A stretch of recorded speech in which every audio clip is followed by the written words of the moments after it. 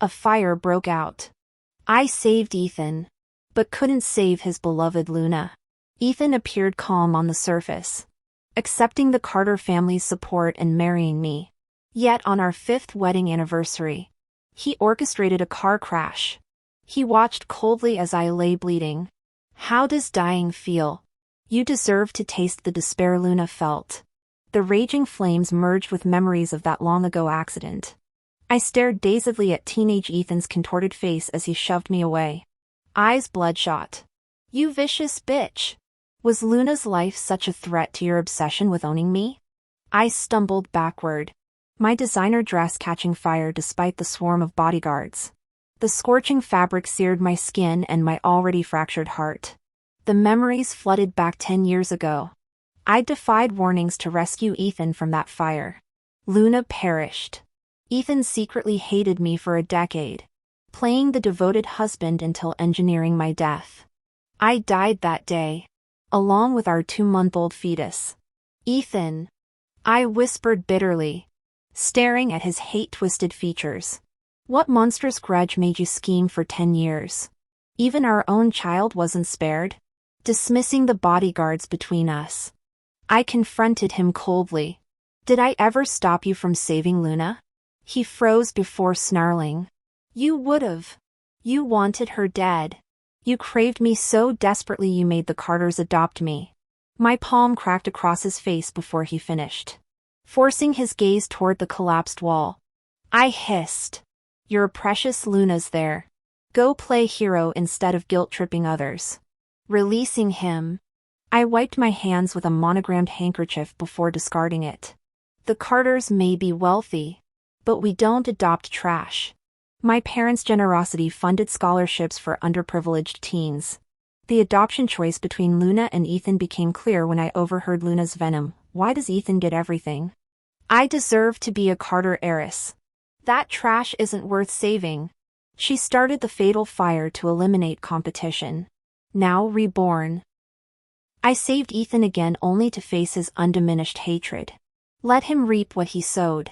As I turned to leave, Ethan screamed after me. Violet! I'll curse you to die wretchedly for abandoning Luna. I kept walking. Pray you won't regret this when truth finds you. Ethan. The burn scar on my arm itched fiercely. An angry crimson centipede. 4:30 sleepless nights. No concern came from Ethan. My mother wept as she dressed my wound. Must it be him? Darling? A real man would cherish you, not leave you suffering alone. In my past life, I'd fought mother for Ethan, believing his lies about her prejudice. Now I hugged her tightly. I'm sorry, Mom. I'm done with Ethan. Tears streaked her face as she smiled. I'll always support your choices. Sweetheart. No. I shook my head, watching sunlight dance through her diamond earrings. Right now, I just want to focus on school. The charred handkerchief bearing Ethan's initials smoldered in the fireplace, its golden embroidery curling into ash. After being reborn, I replayed the events of my past life. As the only daughter of the Carter family, my parents constantly worried about me being left vulnerable, which led to their adoption plans. They wanted someone grateful and reliable to watch over me after their passing. But we'd all forgotten one truth: the only person you can truly count on is yourself. Kindness, gratitude, responsibility, even a decade of apparent devotion could all be elaborate disguises for ruthless ambition. Wiping my mother's tears, I suggested, Mom, Ethan's old enough now. Let's redirect his trust fund to animal shelters instead. My mother, relieved I'd come to my senses, agreed immediately. Whatever you say, Violet. Yet before we could halt payments, Ethan appeared at our doorstep demanding $100,000 for medical bills. On our first day back at university, he cornered me at my desk. Bandages still wrapped around his forehead from the fire where he'd saved Luna's life but failed to save her leg. Luna's crippled because of your delay. He slammed his palms on my desk, eyes blazing. You should be the one in that wheelchair. Violet. Making you pay is mercy. My pen trembled as memories flooded back my past life self begging while trapped in that burning car. 8 months pregnant. I'd pleaded through tears, even without Luna. We grew up together. My family funded your education. Why are you doing this?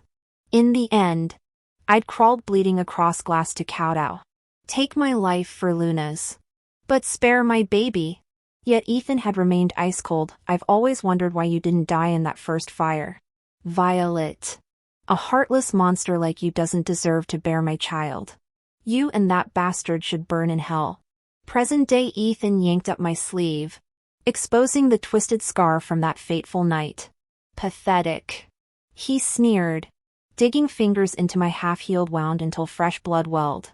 This is about your pathetic crush, isn't it? You'll die screaming like last time. I'll make sure of it. The classroom blurred. He remembered. 2 lifetimes. And his hatred remained unchanged. What had I ever done wrong? What crime had my unborn child committed? My hands fisted in his shirt collar. You remember. You remember how I died. How the Carters helped you. After all that. 2 lifetimes of this madness, what do I owe you? Ethan? What debt could justify this? Rage turned my vision red. If anyone belongs in hell, it's you and Luna. She set that fire herself. I spent both lives trying to save people while protecting you from the truth. And this is my reward? Your eternal hatred? Why? The bell tower chimed through his stunned silence, my screams echoing across suddenly quiet corridors. Blood dripped from my reopened wound onto his pristine white shirt. Twin scarlet blossoms blooming where my heart had died twice over. Why? Rage burned through my chest as I clawed at Ethan. You're the ones who deserve to die. Ethan! Karma will destroy you all. I severed all financial support for Ethan, treating him like a stranger. But I underestimated his vindictiveness. He mobilized media outlets to push the orphanage fire incident onto trending topics. Flames of public outrage engulfed the Carter family overnight. Disgusting. This is how rich people play with lives. She's punishing everyone because he rejected her? Trash. No wonder men hate her. That toxic bitch should die. Apologize. Make the Carters apologize. Even Luna appeared on camera with artfully tearful eyes. I don't understand. She sobbed. Ethan and I just wanted to study hard and change our lives. Why did this happen? My leg, what future do I have now? The footage showed Ethan tenderly embracing Luna before glaring at the lens. Violet. No matter what schemes you use, I'll never love you. You'll pay for this. The firestorm intensified as Luna launched a crowdfunding campaign. Every donation included curses like "For Violet's coffin" or "Donate $10 to shorten Violet's lifespan by 10 minutes. Some wrote "Here's $50 to buy her hellish boyfriends." Protesters threw rotten eggs at my father's corporate headquarters. Though my father wanted legal action against the online harassment, I stopped him. This feud with Ethan needed his own hands to reveal the truth.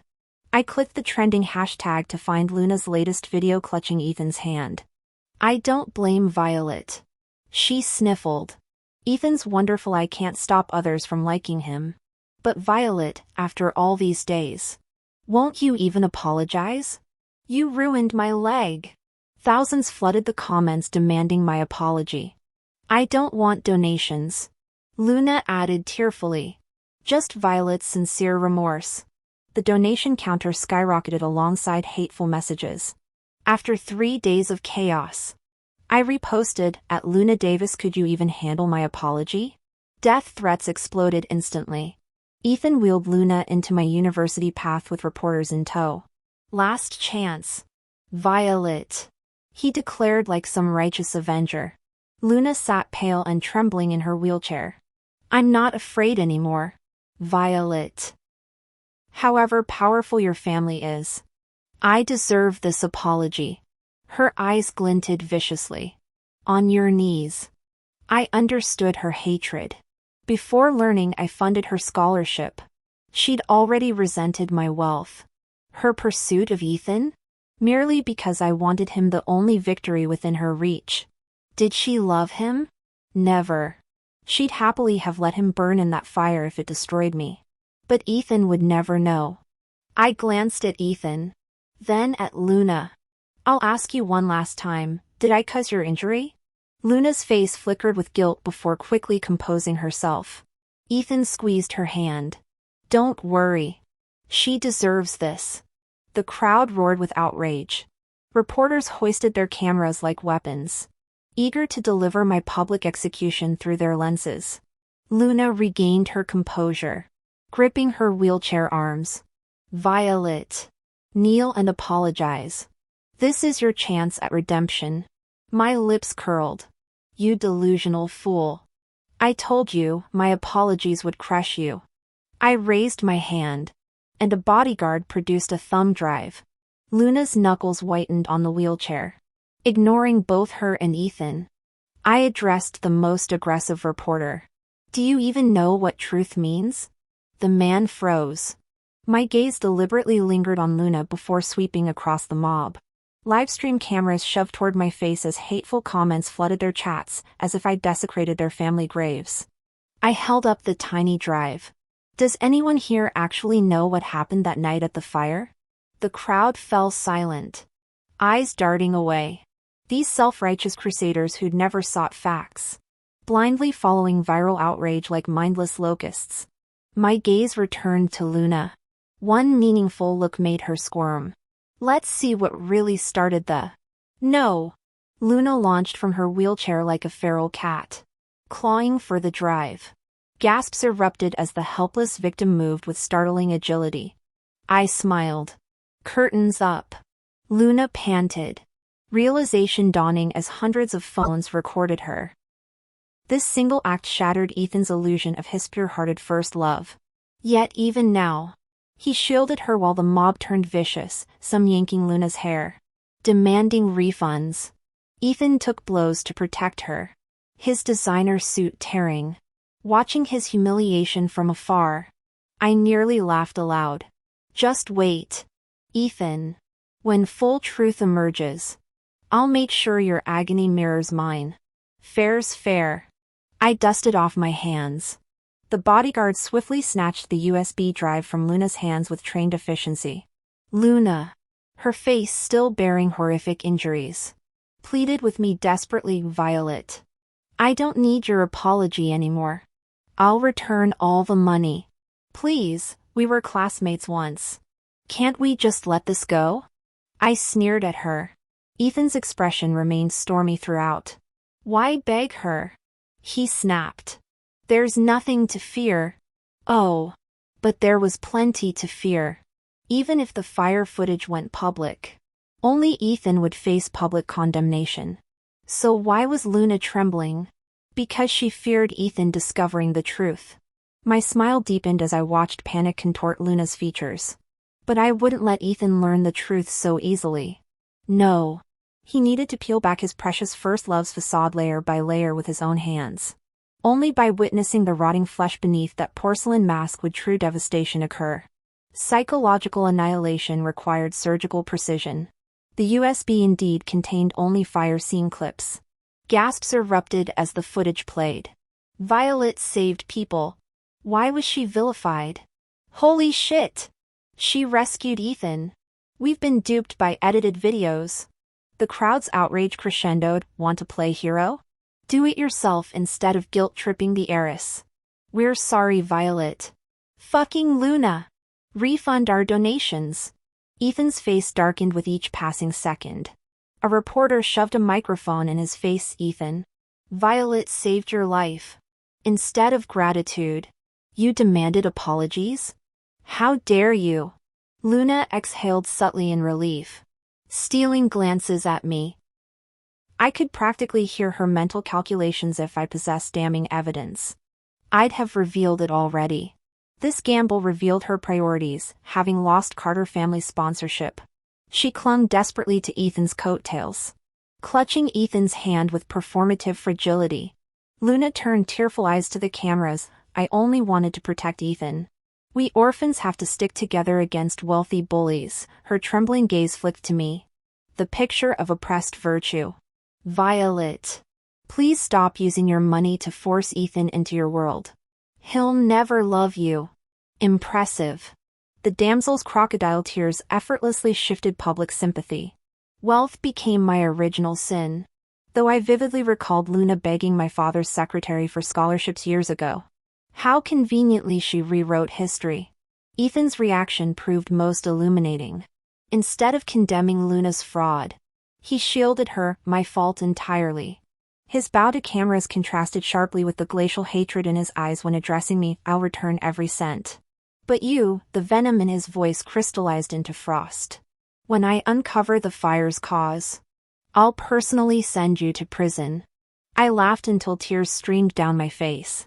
After all this time, he finally considered investigating the fire only to preemptively blame me. The tragic comedy perfected itself, the White Knight eternally slaying imaginary dragons. Blind to the viper coiled around his arm. The more I laughed, the harder Luna trembled. She clutched Ethan's arm desperately. Maybe we should drop this. Violet's evil. We can't stoop to her level. But where exactly was my evil?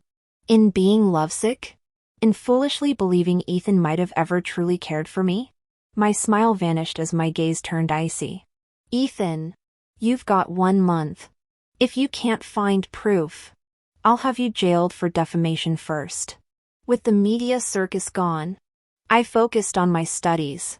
Luna returned all donation money to quell public anger, losing Carter family's sponsorship. Orphaned and destitute, she clung to Ethan like a lifeline. Meanwhile, Ethan lost his trust fund too.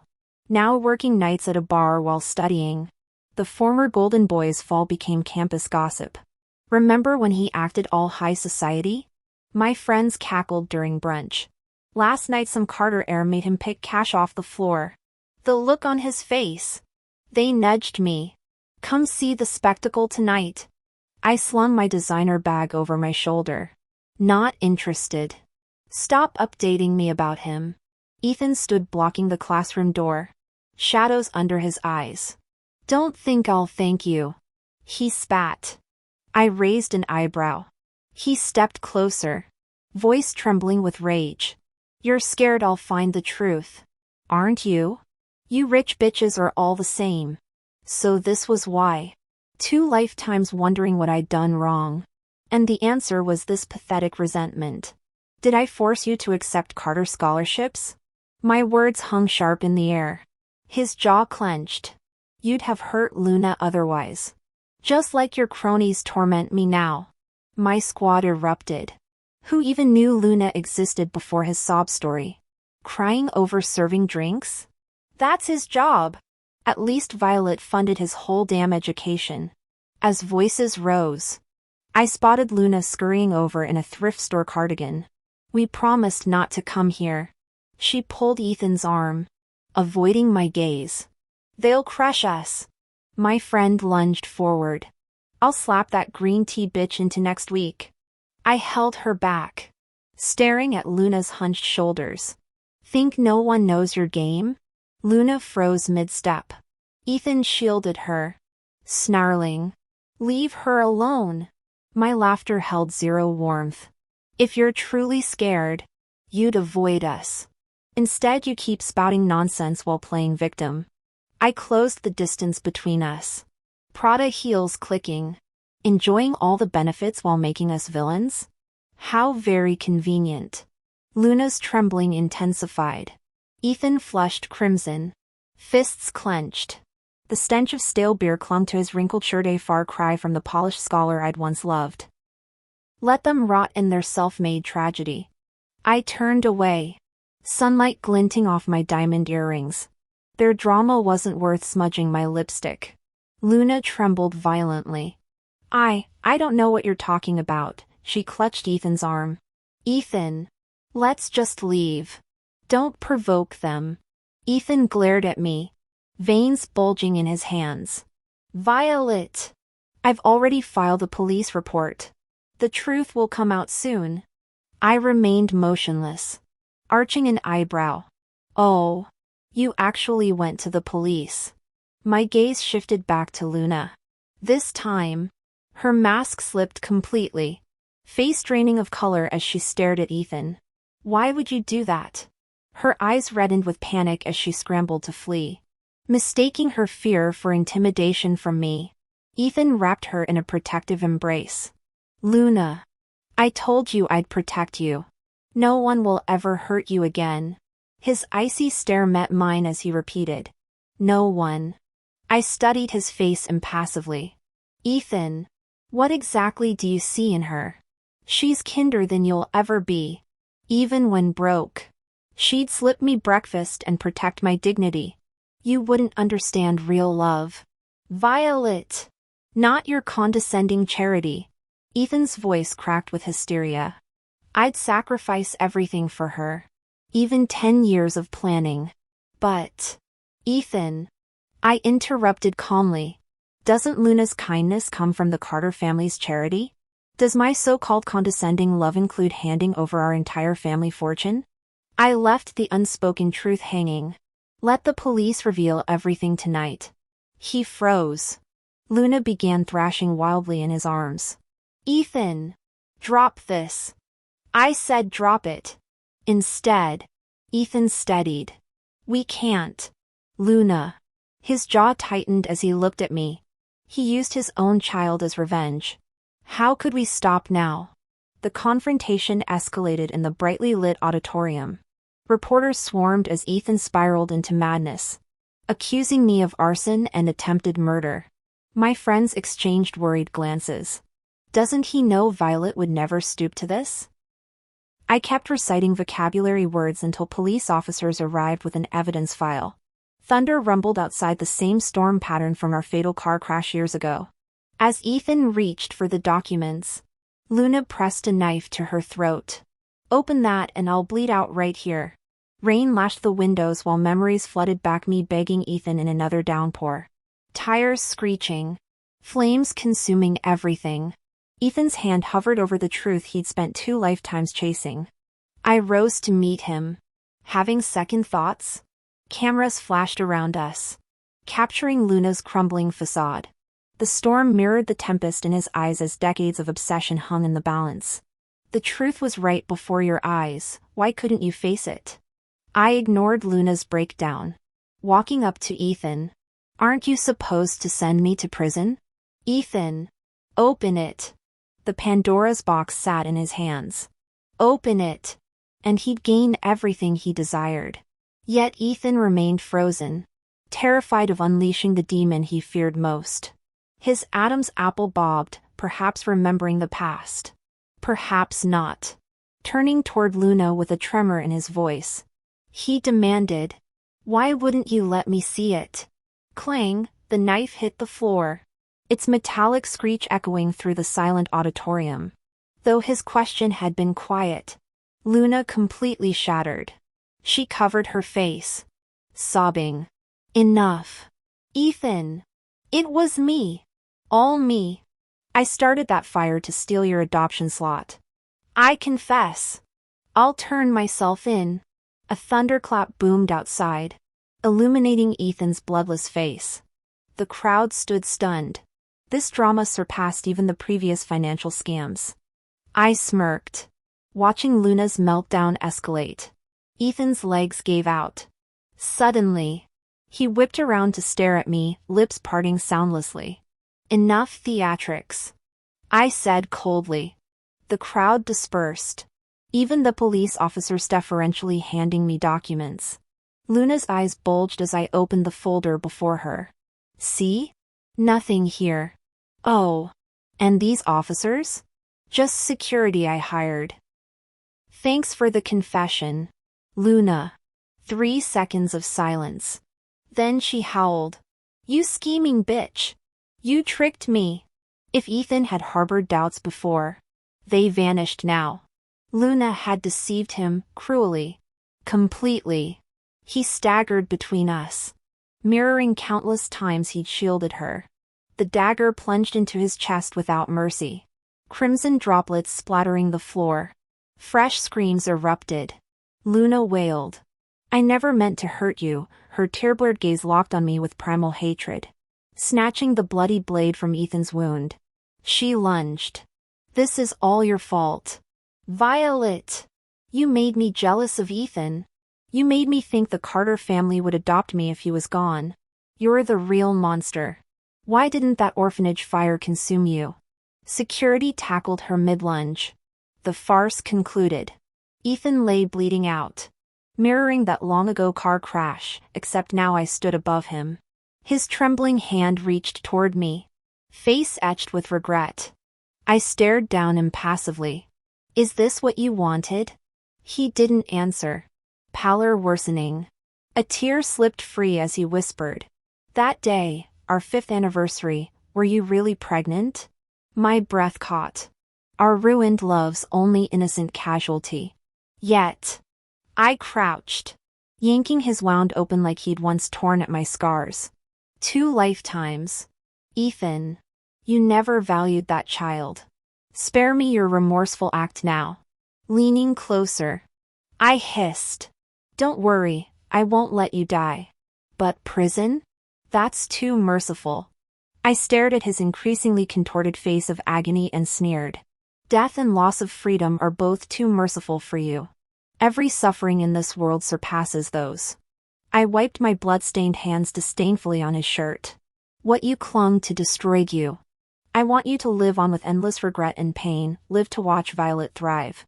As I stood, Ethan grabbed my pant leg. His eyes held desperate hope. Violet, if you hate me this much, why did you save me when you came back? The question made me kick him hard. Idiot! My rebirth timing was off. Had it been earlier, I'd have let you rot with your precious Luna. Epilogue. Ethan's perspective. Darkness enveloped the world as drizzling rain pattered outside. I remembered how even such light rain used to make someone frantic about keeping me dry, the person I'd wounded beyond repair. I owed penance. For years, I'd mistaken Luna's casual gestures for devotion, only to realize every silent sacrifice and bold act of care had come from Violet. The hidden breakfasts in my desk. The opportunities, all her doing. Luna merely took credit. I'd lost the one who truly cherished me. Regret? Yes. But when I begged Violet for another chance, she saw through me. You don't regret losing me, Ethan. You regret that without the Carter family's backing, you're nothing. How does it feel scrambling in the dirt while those beneath you rise? Her words burned. We nurtured you as both my fiancé and a promising talent. Yet you repaid us with betrayal. You sicken me. I choked on denials. But she continued coldly. You'll only understand remorse when abandoned by fame, wealth, love, when you're utterly alone. Given another chance as the privileged Mr. Carter, you'd repeat every mistake, dismissing lost love as trivial. A coughing fit seized me as she walked away. My old stab wound from Luna throbbing. The world deemed me deserving of this ruin. Dropping out to repay Luna's debts. I worked menial jobs, mailing Violet every spare cent, hoping to lessen her hatred. Then came her wedding day. She glowed, radiant, while I stood among waitstaff holding a tray. Children's laughter echoed as I steadied a stumbling kid. When I looked up, Violet was smiling at her groom, never glancing back at the ghost of her past. The distance between us stretched into forever. As I kept reading, I grew furious. The man she married was exceptional, successful, destined to become an industry titan. But wasn't that my past self? No, Violet. Why did you abandon me? I threw down the plate I was holding and charged forward like a madman, only to be restrained by Violet's bodyguards. I'd forgotten I wasn't Ethan from the Carter family anymore, the privileged boy who'd received their patronage. I had nothing. The only reason I got into Violet's wedding venue was because I was working catering. My chest tightened painfully as I watched Violet. I'd truly lost her. Luna came to see me. Broke again. I couldn't fathom her audacity, after serving prison time for that orphanage fire she caused.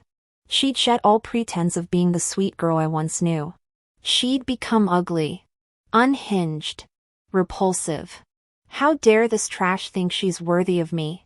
Yet here she was demanding money. Until she spotted Violet's billboards lining the street and snapped. Violet breaks into new industry. Proclaimed the posters plastered everywhere. Celebrating her latest venture and TV appearances. Luna started clawing at them like a rabid animal. Defacing my beloved's image. For the first time. I hit her. Why didn't that fire consume you completely? I screamed. Luna descended into squalid dens of depravity. But I stopped caring. I hoarded every poster of Violet I could find. When news broke that Violet was divorcing, ecstasy. She must be waiting for me. I raced to find her without even packing.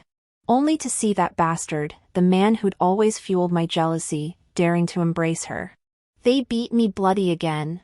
Turned out she wasn't divorcing, Violet was pursuing graduate studies abroad. With her husband's full support. But Violet was mine. The distance between us grew until even geography conspired against me. Another decade passed.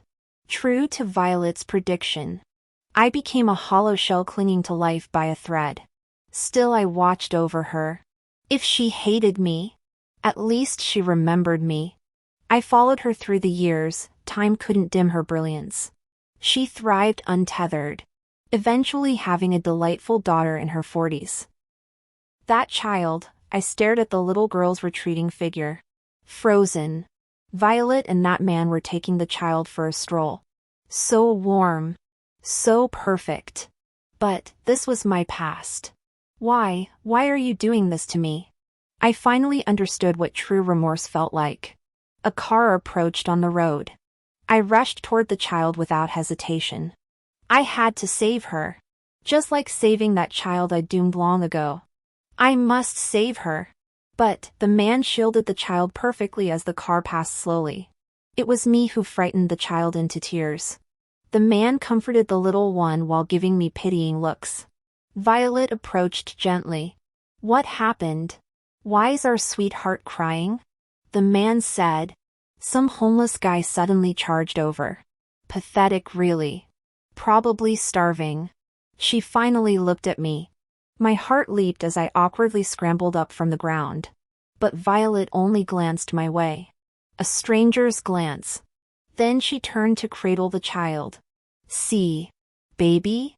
We'll work hard to ensure people without homes can find their way back someday. No. Impossible. Violet. Look at me. I'm not homeless. I'm not some nobody. I'm Ethan. I had happiness once too. Why won't you look at me? Have you forgotten me? I reached for her desperately. But the man blocked me. He frowned with exasperated fondness. Violet. Must you always be so compassionate? Some kindnesses are wasted. He eyed me. He seems unstable. Let's call the police. No. Not the police. Panic surged through me. I couldn't let Violet see me like this. I turned and ran, limping wildly. Through the layers of time I fled, watching years slip past like railroad ties. Finally I wept. All beauty had truly abandoned me. What exactly had I lost? Outside the rain poured as I aged alone in my solitude. With no one left to ask. Ethan, are you cold?